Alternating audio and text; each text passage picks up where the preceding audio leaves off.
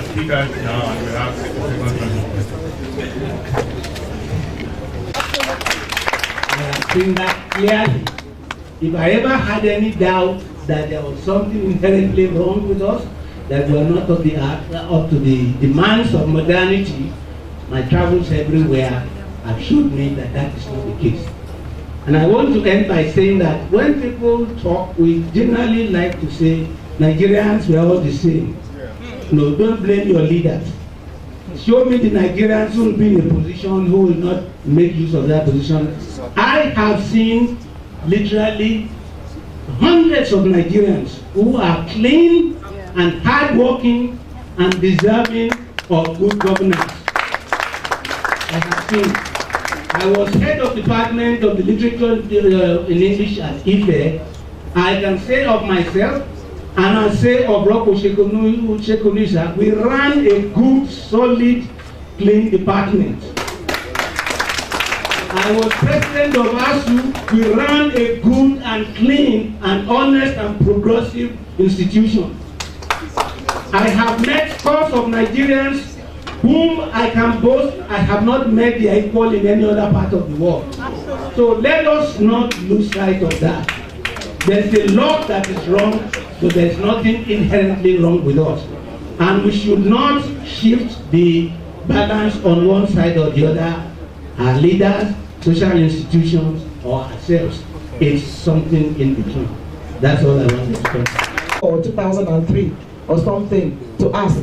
If you ask today for 2011 when the law was passed, maybe there shouldn't be any, but they are testing the waters. Is the law retroactive? So it's good for the system to test the waters. If they lose, go ahead and disclose, but nothing is stopping them from disclosing that now. And to our women, thank you for raising the issues. It's about our moral values, about, I said it, we worship money, we worship power. We've lost our moral values. And I think as women, we have a role to play in bringing about these values to our society again. Thank you. A very quick comment to the gentleman at the back who asked when corruption became a major issue. The reality is that in all our societies, corruption has always existed. And that goes way back in history. I think the two things that have made a difference both in the UK, and I see them making a difference here, are greater awareness of the consequences of corruption, and this is the result of having democracy, a willingness to speak out against it, and to say that it is no longer acceptable, and that we need to take steps to combat it and, as far as possible, to eliminate it. So however great or however small the corruption is, that is not actually the issue. The issue is our willingness collectively to tolerate it, and our willingness collectively, whoever we are and from whichever country we come, to take action against it. It fell to him to get the approval of the late Chief Obafemi Awolowo for the payment of the hospital bill of this man. And Chief Awolowo asked him to attach to that the medical report, disclosing what illness the man had suffered, for which he required hospitalization. And a lot of people were raising eyebrows. No be we with this man follow travel. How can you be asking that question? And Chief Awolowo told them, what if the man had been hospitalized for a venereal disease? Did we bring him here to suffer venereal diseases? The trust that our people have given to them. And one final thing. I came to this meeting excusing myself from a small meeting to visualize the planning for the 2015 elections. And one of the problems, actually this morning, we started off discussing the problem of collation, because that is the central crisis with our elections. And the question is, how can we be better? There are systems, there are people, there are processes, and there are technologies that now help us in these matters. Digital technology is something that has helped us, that can help us a great deal in the corruption that afflicts several parts. And digital media is beginning to help us with investigative journalism. And maybe this is also an opportunity, or I'm sure I embarrass him as I say so, to acknowledge the work that for Oloriomi and people at Premium Times have done. They are teaching us new ways and new possibilities to bring accountability into our system. And I think we should take inspiration from them. And for those who do not have enough envelopes, when you're living here this morning, if you have spare naira, please spare a naira for Premium Times. Thank you. So, corruption became endemic, a very serious one, in 1967. It's well documented in Nigeria.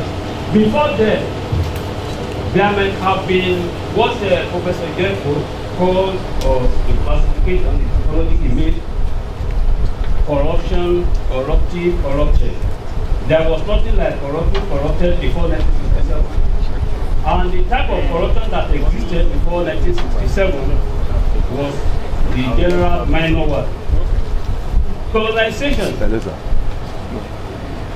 helped corruption. If many Nigerians do not have, when people are giving or are able to steal a lot of money, they go back to their villages only to be given chieftaincy titles. And then they will name streets after them. It has been raised here. So all of us are aiding and abetting corruption. Everybody. When somebody steals, he brings the money. You share in drinking part of the money. So he gives you. So in this case, I want to humbly suggest that the Wole Soyinka Center for Investigative Journalism to try to do research on what Nigeria's problem is all about. If we are able to articulate this problem, solution will not be difficult. Thank you. Thank you. I would just like to support my mother over there. Although I don't pray for revolution to come, because you don't really, I don't like blood. But then I think what we need, I don't mean to sound religious, is a divine intervention in Nigeria, if you ask me. Freedom of expression, information is very important. I also like to express myself. I like to ask questions. But you know, to our own generation, we actually do not know who to go to. But thank God for this house, the freedom, the Wole Soyinka Center for Investigative Journalism, that at least people like us have hope, and then we can come here and then express ourselves and hoping that it will definitely be part of Prof. But to our leaders, thank you sir, to our leaders, I will say, let us just have the fear of God. Let us treat our people right. Let us identify what their needs are and give it to them, so that even this FOIA service will not be necessary. Thank you. Listen, Nigeria, corruption. How do we fight it? Because the EFCC is weak. It's our friend outside here attended an event outside Nigeria, and I saw officials and Nigerians were bad, were corrupt. What are you doing? You have let us down. So how can we fight this giant demon, corruption that is in Nigeria, since the EFCC is dead? Thank you, sir. Last comment from the lady president. Commission, what you're doing in terms of addressing the impoverishment that the youth, especially adolescents, have towards access to information, knowing the implication for their health, and also linking it to what the honorable member of House of Reps, Mrs. Abubakar said, that women can actually push for a great change. But you can change what you know about. We are all here talking. We are privileged people. What do we do about our people in the rural areas? Knowing that change takes place in the context of culture and social networks. So it's, for me, it's more of cultural corruption that the people, the rural elites, don't have access to information. That is the real Freedom of Information Act. Our son, Benny Fernando, can ask questions because he's knowledgeable, he's privileged. They also can't address their reproductive rights because they don't have the privilege. The first time I had access to reproductive health education was as a child, you know, a student in England, beyond what my parents did to address. And so we have a lot of issues we need to address if this must come to them. Thank you very much. I need you to address what your commission is doing towards making Nigerians have access to information as well. Calculated to British universities, saying that whatever quality of degree any applicant brings to UK universities, you have to assess on a case-by-case basis. So Mary brought to me an applicant from Ghana who had obtained a first-class degree in philosophy, and she said, "Can you find out for me how good this chap is?" Person had a first-class degree in philosophy, you know, but she still said, I know you went to Ibadan, and you are my colleague in Cornell. So is it the Ibadan that you went to that produced this portfolio? And frankly, I made discreet inquiries and found out that the chap was actually very good. And then later on, when I got back to the US, I wrote Mary to say that I found out and that it's very good to give him. So imagine, and I can tell you there are many anecdotal stories going around as to the quality of our educational institution. But with all of that, it's not a problem that we can solve. For instance, one problem, one solution, one possible solution we can begin to address this. Nigerian universities as of now have no scope, no capacity at all for remediation. That is, they admit people from secondary schools who are very poorly prepared, and they have no way to do remedial work so that they can begin to catch up the requirements of high quality education universities. But since they cannot go, the universities themselves cannot go. Like I said, election period, go out there and sit there and defend your vote. That is your right. We don't want a bloody revolution, but that revolution should be to decide that you want that change, and it begins with you. And wherever you are, whatever environment you are, the future of this country, you must have the courage to decide that that change must happen. Otherwise, nothing will change. And again, the issue of culture, I think Abigail that has been addressed, is about, I agree with you. And then I think Prof ended with Oshogba's song. That Oshogba, I'll end with Michael Jackson's song.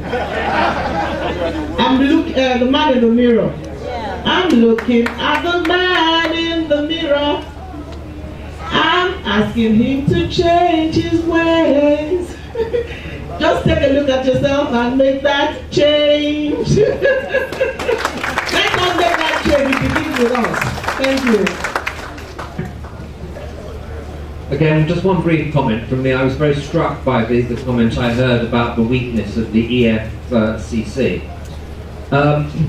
We work very closely with the EFCC and actually have a lot of respect for it as an organisation which is genuinely committed to cleaning things up. And it leads me to a rather more general point. Most they have become toothless and useless. The institutions are what we have. They're what make us what we are. Our Parliament, as I alluded to in my remarks earlier, its reputation has really suffered as a result of the expenses scandal which engulfed it 2, 3, 4 years ago. The BBC is still suffering from the consequences of the behaviour of some of its celebrities and the sexual abuse that has been taking place for decades. And it's continuing to suffer now for the way in which its executives are being allowed to retire on ridiculously high salaries. But there's a distinction to be made between criticising the behaviour of people within an organisation and criticising an organisation to destruction. That is destructive, and it's destructive not just of the organisation, but of the fabric of what makes us a society, whether it's the UK or Nigeria. You have good institutions, whether it's at federal level, at state level, regulatory institutions, social welfare institutions. Those institutions are as strong as the people within them, and they're as strong as the people who supervise them, and they're as strong as all of you, all of us here, who hold them to account. So safeguard your institutions, protect them, hold them to account, but don't destroy them.